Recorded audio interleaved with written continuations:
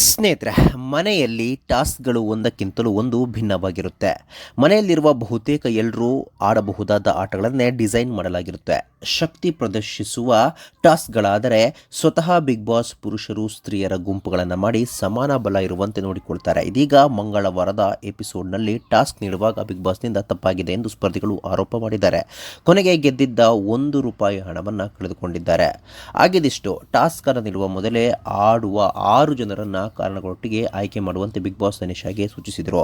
ತಾನು ನೀಡುತ್ತಿರುವ ಕಾರಣವನ್ನು ಮನೆಯ ಇತರ ಸ್ಪರ್ಧಿಗಳು ನೋಡುತ್ತಿದ್ದಾರೆ ಎಂಬ ಮಾಹಿತಿ ಇಲ್ಲದೆ ತನಿಷಾ ಕಾರ್ತಿಕ್, ಸಂಗೀತ, ತುಕಾಲಿ, ಸಂತು ಅವರನ್ನು ಹೊರಗಿಟ್ಟು ತಾವು ವಿನಯ್, ಮೈಕಲ್, ವರ್ತೂರು, ಸಂತು ಹಾಗೂ ನಮ್ರತ್ ಅವರನ್ನು ಆಯ್ಕೆ ಮಾಡಿಕೊಂಡರು.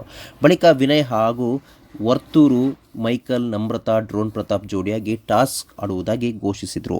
ತೂತುಗಳಿರುವ ಉದ್ದನೆಯ ಹಲಗೆಯೊಂದರ ಮೇಲೆ 2 ದಾರಗಳಿಂದ ಮಾಡಿದ ಹಿಡಿಯನ್ನು ಬಳಸಿ ಚೆಂಡನ್ನು ಎಲ್ಲ ರಂಧ್ರಗಳಿಂದ ದಾಟಿಸಿ ಮೇಲಿರುವ ರಂಧ್ರಕ್ಕೆ ದಾಟಿಸುವ ಟಾಸ್ಕ್ ನೀಡಲಾಗಿತ್ತು.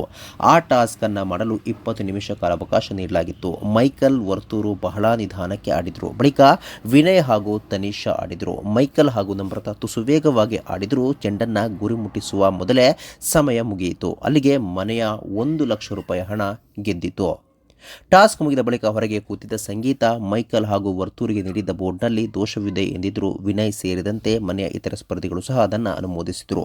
ಬಳಿಕ ಬಿಗ್ ಬಾಸ್, ಸರಿ ಹಾಗಿದ್ರೆ ನಿಮಗೆ ಇನ್ನೊಂದು ಅವಕಾಶ ನೀಡ್ತೇವೆ, 7 ನಿಮಿಷದಲ್ಲಿ ಚೆಂಡನ್ನು ಹಾಕಿ 5 ಲಕ್ಷ ಹಣ ಗೆಲ್ಲಿ, ಸೋತರೆ 1 ಲಕ್ಷ ಹಣ ಕಳೆದುಕೊಳ್ತೀರಿ ಎಂದರು.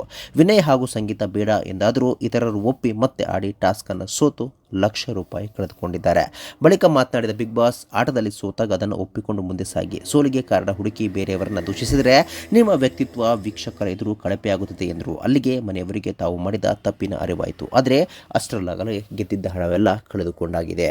ಸ್ನೇಹಿತರೆ, ಈ ಒಂದು ವಿಡಿಯೋ ಬಗ್ಗೆ ನಿಮ್ಮ ಅನಿಸಿಕೆ ತಪ್ಪದೆ ಕಾಮೆಂಟ್ ಬಾಕ್ಸಲ್ಲಿ ತಿಳಿಸಿ. ಸ್ನೇಹಿತರೆ, ವಿಡಿಯೋ ಇಷ್ಟ ಆಗಿದ್ರೆ ಲೈಕ್ ಮಾಡಿ, ಶೇರ್ ಮಾಡಿ, ಚಾನಲ್ನ ಸಬ್ಸ್ಕ್ರೈಬ್ ಮಾಡಿ, ಹಾಗೆ ಬೆಲ್ ಐಕನ್ನ ಕ್ಲಿಕ್ ಮಾಡಿದರೆ ಹೊಸ ವಿಡಿಯೋನ ನೀವು ಮಿಸ್ ಮಾಡೋದೇ ಇಲ್ಲ. ಮುಂದಿನ ವಿಡಿಯೋದಲ್ಲಿ ಭೇಟಿಯಾಗೋಣ. ಧನ್ಯವಾದಗಳು.